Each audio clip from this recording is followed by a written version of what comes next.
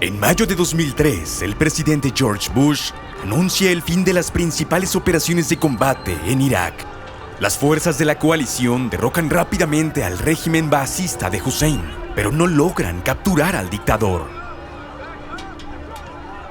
Estados Unidos mantiene 140,000 soldados en la región, respaldados por 45,000 británicos y otros contingentes de Australia y Polonia.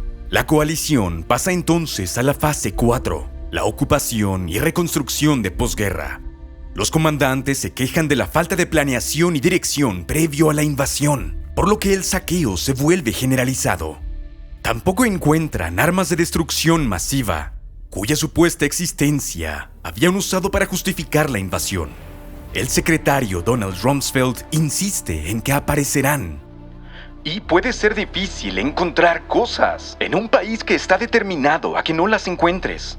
Y pues, nos tomará tiempo, pero vamos a enfocarnos en ello y creo que el tipo de inteligencia que le fue proporcionada al secretario Powell y que él presentó a Naciones Unidas está en lo correcto y que, de hecho, saldrá a la luz que esas armas siguen ahí. El 21 de abril, Estados Unidos, con el respaldo de la ONU, establece la Autoridad Provisional de la Coalición, un gobierno de transición para Irak. Su administrador, Jay Garner, decide mantener a las fuerzas de seguridad iraquíes, pero entra en conflicto con los líderes de los grupos opositores iraquíes exiliados, que regresan junto con las fuerzas de coalición. La mayoría son chiitas, el grupo históricamente reprimido por el Estado dominado por suníes. Algunos exiliados exigen eliminar a los funcionarios del partido Baas de la vida pública durante la desbaasificación. Bush reemplaza a Garner por el diplomático Paul Bremer, quien se alinea con el polémico exiliado Ahmed Shalabi. Shalabi impulsa una desbasificación extensa y, pese a las advertencias, Bremer promulga la Orden número 1. Esta orden expulsa a los miembros del partido de los niveles directivos del Estado, incluidos ministerios, universidades, hospitales y empresas públicas. 85,000 personas son despedidas, muchas de ellas con apenas una relación burocrática. Sus críticos sostienen que se trataba de los administradores más capacitados. Y de repente dices, esta gente ya no forma parte de la sociedad. Eran precisamente hombres y mujeres del ámbito médico y profesional, de los que no puedes prescindir. La siguiente medida de Bremer disuelve al ejército iraquí, al Ministerio del Interior y las fuerzas de seguridad presidencial, dejando desempleados a 730,000. Sus opositores argumentan que el ejército, una de las pocas instituciones que seguía siendo no sectaria, no era inherentemente baasista. Afirman que Saddam desconfiaba de sus generales y que solo la mitad pertenecía al partido. El coronel Baha Nuri Yassin, ahora desempleado, recuerda: a los verdaderos militares como yo no nos importaba si el ejército estaba bajo Saddam o quien fuera. Nosotros éramos el ejército de Irak, un ejército profesional. Muchos queríamos seguir trabajando por Irak sin importar los cambios políticos. Teníamos la misma mentalidad que la mayoría de los buenos ejércitos. Servíamos al Estado, no a los gobernantes. Bremer sostiene que la desbaasificación limpiará a Irak y que las Fuerzas Armadas se reconstruirán desde cero. Entonces nombra a Chalabi responsable de este proceso y cancela las elecciones, y las cambia por un consejo de gobierno integrado por todos los grupos demográficos. Estados Unidos decide seguir adelante a pesar de los riesgos, y la Orden número 2 provoca una auténtica conmoción. Algunos suníes salen a protestar y afirman que estas medidas son una represalia contra su comunidad, y este descontento se transformará en violencia. Al principio, los soldados estadounidenses reportaban una recepción cautelosa, aunque favorable. Salvo contadas excepciones, nadie nos disparaba. Yo podía caminar por cualquier calle de Bagdad. La mayoría aún nos veía como libertadores, aun cuando culturalmente no les agradáramos demasiado. Pero tras las órdenes, las tropas estadounidenses, especialmente en el Triángulo Suní, comienzan a enfrentar una oposición cada vez mayor. Además del desempleo, muchos iraquíes denuncian la falta de construcción de infraestructura, el trato irrespetuoso y disparos contra civiles. Las fuentes militares afirman que estaban respondiendo al fuego enemigo, aunque algunas divisiones adquieren la fama de tener gatillo fácil. La sargento Kyla Williams de la 101 Aerotransportada recuerda: avanzábamos junto a los soldados de la Cuarta de Infantería con un aspecto amenazante. Iban de pie sobre los vehículos, apuntando directamente a los civiles. ¿Qué podrían haber hecho estas personas? ¿Por qué era necesaria la intimidación? Nadie explicaba nada y se veía extraño y se sentía mal.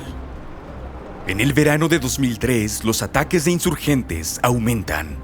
Los estadounidenses concentran sus esfuerzos en perseguir a los restos del régimen, lo que incluye la casa de los hijos de Saddam en Mosul, y no logran reconocer que surge un movimiento guerrillero. La mayoría de los insurgentes no pertenece a una organización unificada, sino que realizan ataques oportunistas. Muchos de los primeros insurgentes son células informales que incluyen a antiguos oficiales del ejército. A finales del verano, los artefactos explosivos improvisados se convierten en el arma principal de la insurgencia contra convoyes que no tienen blindaje. El insurgente Omar Youssef Hussein describe su primer ataque. Tomamos un proyectil de artillería y perforamos la carcasa con un taladro para llegar al explosivo. Mucha gente nos vio. Todos sabían lo que hacíamos. Nos vieron poner la bomba, pero no dijeron nada. Todo parecía un juego. Tendimos un cable desde la bomba hasta el campo junto al camino, y luego de una hora vimos acercarse a un Humvee y en el momento preciso la detonamos. Yo estaba llorando, no sabía si de tristeza, de miedo, de felicidad, o tal vez por todo al mismo tiempo. Estos artefactos evolucionan rápidamente, pasando a versiones a control remoto. Los atentados también se dirigen contra organizaciones como la ONU, el Banco Mundial y otras organizaciones. En otoño, la insurgencia lanza la ofensiva de Ramadán, y para finales de octubre ya han muerto más soldados estadounidenses que durante la propia invasión. Así que comienzan a improvisar métodos de contrainsurgencia. Los oficiales desarrollan soluciones artesanales para neutralizarlos, como bloqueo de señales o tácticas convencionales como ataques aéreos y bombardeos de artillería, y al mismo tiempo conceden mayor libertad para el uso de las armas. Para finales de 2003 se enfrentan serias dificultades para contener la insurgencia. Algunos oficiales ordenan operaciones de búsqueda en las ciudades donde se detectan estas células. Estas operaciones requieren un mayor número de soldados, pero previo a la guerra el ejército se había reducido, así que el sector privado ofrece una solución. Hacen uso de compañías militares privadas o PMC por sus siglas en inglés. Desde el 90, el ejército estadounidense había privatizado ciertas funciones no relacionadas con el combate para poder reducir sus fuerzas. Gran parte de este proceso ocurrió durante el periodo en que el presidente Dick Cheney fue secretario de Defensa. En Irak, Estados Unidos contrata a estas empresas para proporcionar seguridad o entrenamiento. Blackwater se convierte en la compañía privada más importante del país al recibir un contrato de $1,000 millones. Aunque oficialmente debía proteger a figuras como Paul Bremer, también llevaron a cabo operaciones de fuerzas especiales e interrogatorios que derivaron en abusos y en falta de rendición de cuentas. Sus defensores sostienen que al ser privadas están sujetas a una mayor supervisión mediante informes periódicos a sus clientes y que nunca actuarían de forma que dañara su reputación. Pero el coronel West Hastings, profesor de West Point e investigador de denuncias sobre corrupción y abusos, supuestamente se suicida en Bagdad, al parecer por desacuerdos con sus superiores sobre el comportamiento de las tropas. Estados Unidos también usa contratistas privados para la reconstrucción. Washington le otorga a Kellogg Brown & Root, una subsidiaria de Halliburton, un contrato de $7,000 millones. Se sostiene que Halliburton evitó competir con otras empresas gracias a su estrecha relación con Dick Cheney, que había sido su director. Washington responde que una licitación era imposible debido al carácter confidencial del trabajo. La reconstrucción no marcha bien, en parte por la falta de experiencia iraquí luego de una década de sanciones. Parte del equipo resulta destruido, ya que no es compatible con la infraestructura y con la capacitación del personal. Para finales de 2003, el optimismo se desvanece por las bajas y costos de la guerra. Incluso una importante victoria de inteligencia conseguida en diciembre de ese año apenas logra mejorar la situación en Irak. Desde mayo, fuerzas especiales persiguen sin descanso a Saddam Hussein. Fracasan los primeros intentos por localizarlo mediante el interrogatorio de altos funcionarios del antiguo régimen. Pero durante los últimos días del gobierno, la dirigencia iraquí se dispersó y Saddam no confiaba en sus ministros. Así que cambian de estrategia y comienzan a investigar sus vínculos con familias influyentes y guardaespaldas. Y esta táctica tiene más éxito. Los interrogatorios conducen a las fuerzas estadounidenses hacia una granja cercana a Tikrit. El 13 de diciembre, encuentran a Saddam oculto en una zanja. Se informa que al ser capturado, declara: «Soy Saddam Hussein, soy el presidente de Irak y estoy dispuesto a negociar». La captura de Saddam representa una importante victoria propagandística, pero tiene poco efecto sobre la insurgencia. Y pronto comprenden que Saddam no era el centro de la resistencia. Las motivaciones de los insurgentes son muy diversas, entre ellas la desbasificación, el conservadurismo, la creciente influencia iraní en el Consejo de Gobierno de chiitas o simplemente el dinero. Algunos líderes que ya operan desde el extranjero pagan hasta $100 por un solo ataque. En comparación, el salario mensual de un soldado es de $150. El insurgente Mohammed Raad Ahmed explica: «Claro que también nos daban dinero. Todos lo necesitábamos con desesperación, créeme. Yo usé mi parte para llevar a mi familia a Siria, porque la situación en Irak estaba empeorando mucho».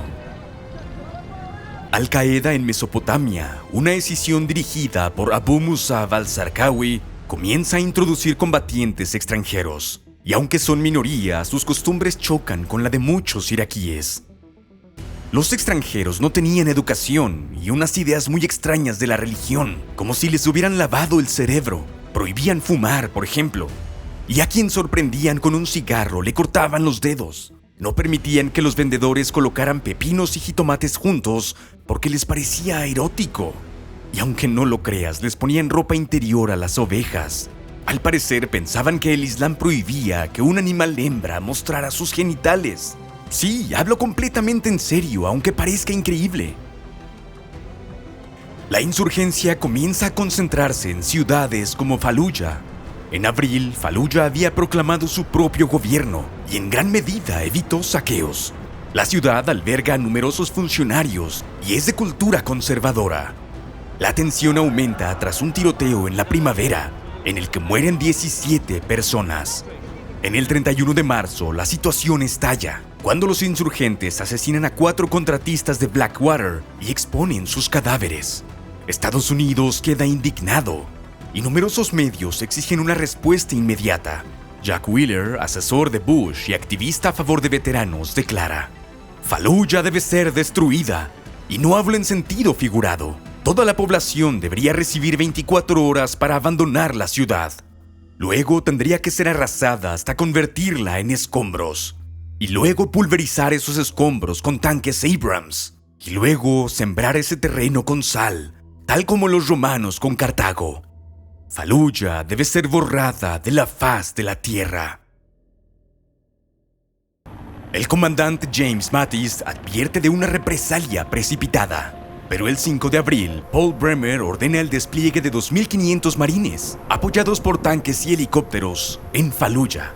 Los estadounidenses animan a mujeres y niños a abandonar la ciudad, pero muchas permanecen debido a las costumbres locales sobre mujeres solas. Cuando los marines entran en Faluya, los insurgentes presentan una feroz resistencia. Los estadounidenses entonces recurren a una potencia de fuego abrumadora, incluyendo ataques aéreos realizados por un avión AC-130, apodado Slayer. La destrucción de mezquitas y viviendas genera preocupación entre grupos musulmanes aliados, aunque los comandantes insisten en que los ataques se realizan con precisión. El periodista de guerra Robert Kaplan recuerda: «Casi todos los disparos y explosiones que escuché provenían del enemigo.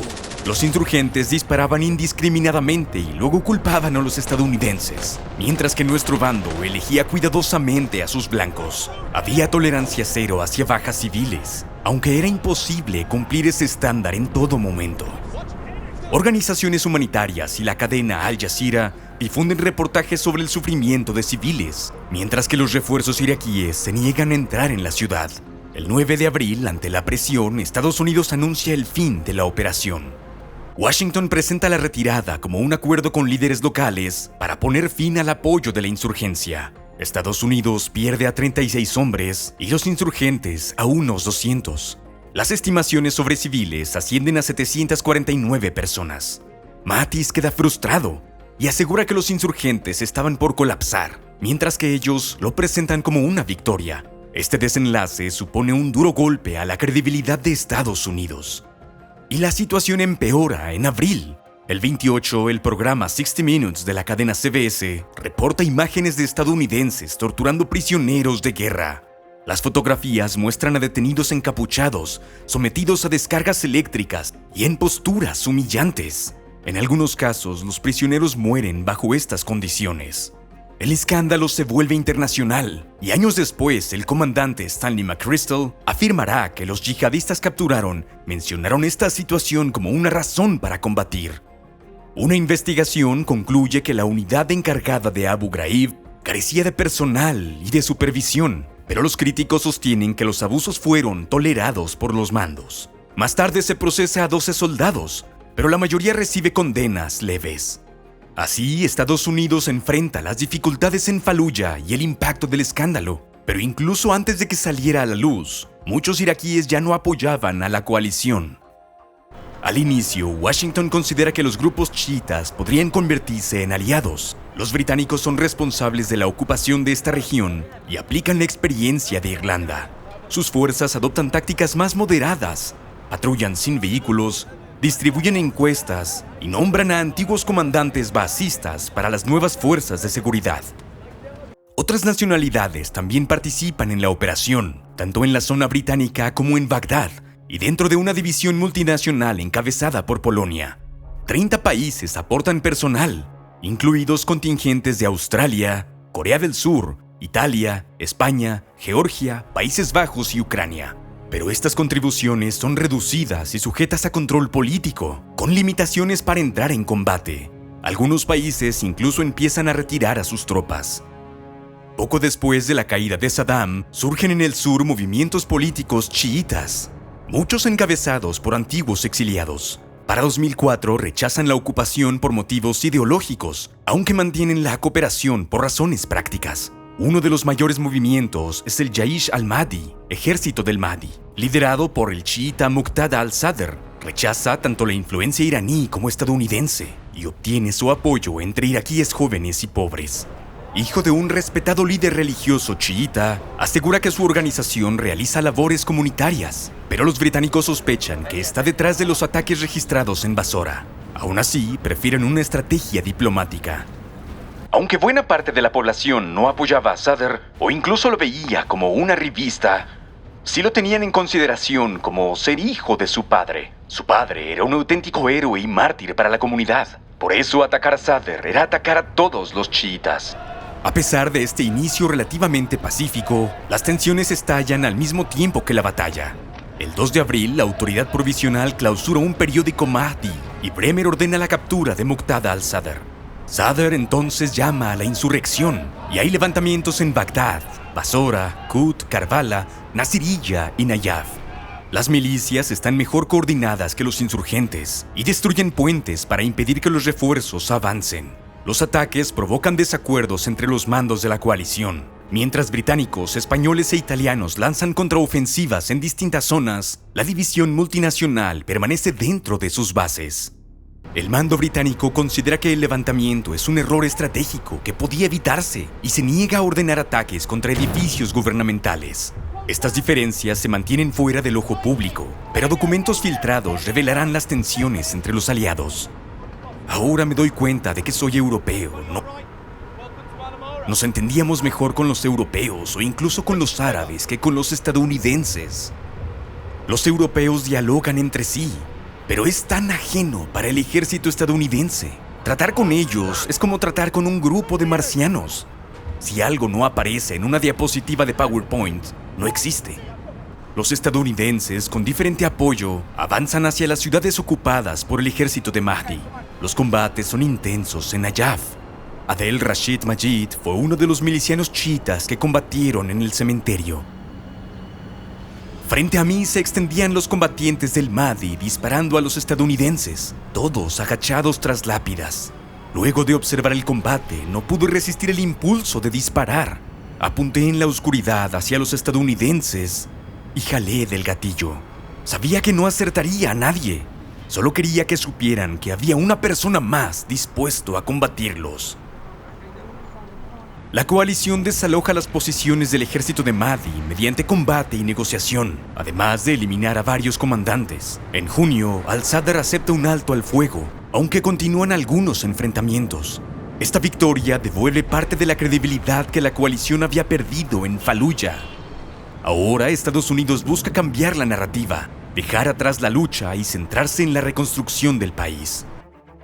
Una de las cosas que he visto cuando he acompañado a la primera división de caballería en Fort Hood es que no se trata solo de seguridad. Yo he visto alcantarillado. He ido y he podido ver plantas de recolección de basura.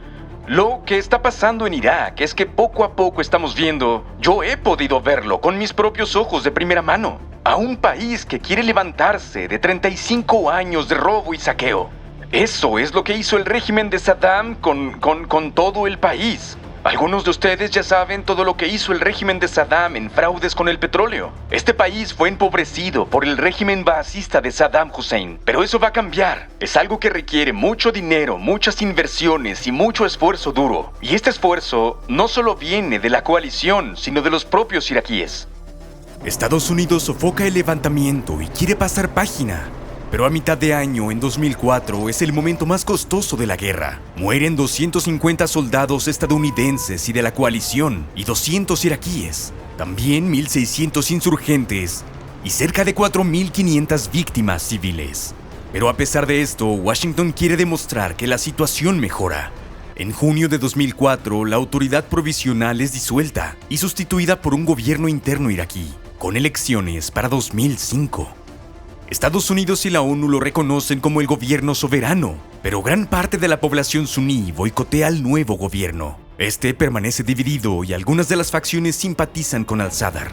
Aún así, el secretario Rumsfeld quiere que las fuerzas y el gobierno iraquí asuman mayor responsabilidad, o al menos que las operaciones tengan un rostro iraquí.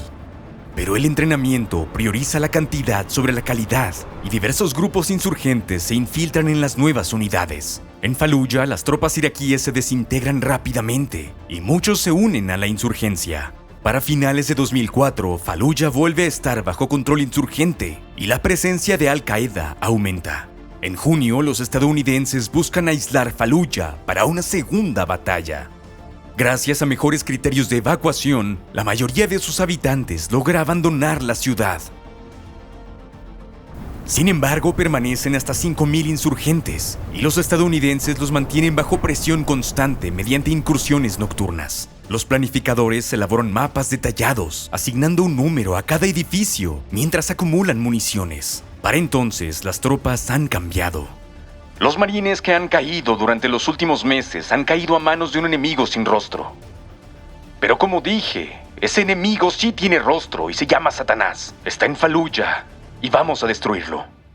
Esta fuerza estadounidense consta de 6.500 marines, organizados en 2 equipos de combate, apoyados por 1.500 soldados de blindados y 2.000 efectivos iraquíes. Los británicos aseguran las carreteras al este, y los regimientos de marines atacarán desde el norte, tras lanzar maniobras de distracción desde el oeste.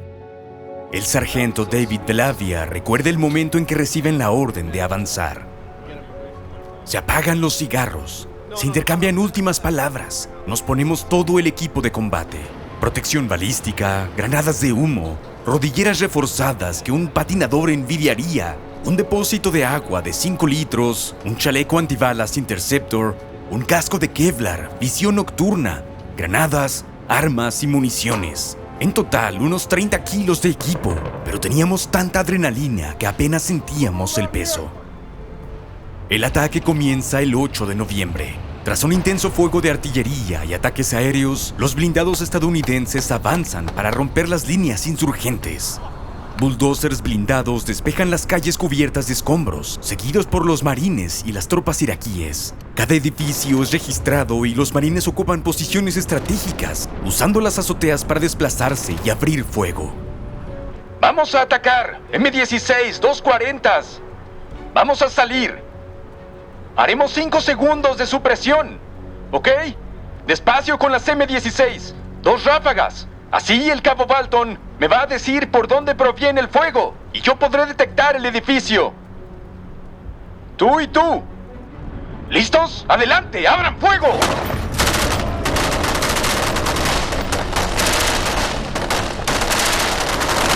¡Alto! Cuando digas, apunten a esa ventana. Sí, a la segunda. Es como una puerta. ¡Vamos!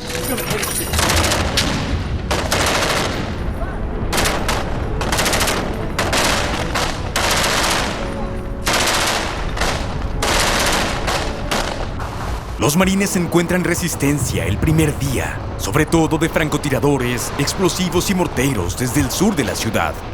Los insurgentes se resguardan en los edificios, destruyen las escaleras para impedir que los estadounidenses accedan y colocan trampas explosivas. También usan túneles y agujeros para lanzar ataques rápidos. En algunos casos aparecen por detrás y vuelven a ocupar edificios que ya habían sido despejados, obligando a los marines a limpiarlos otra vez.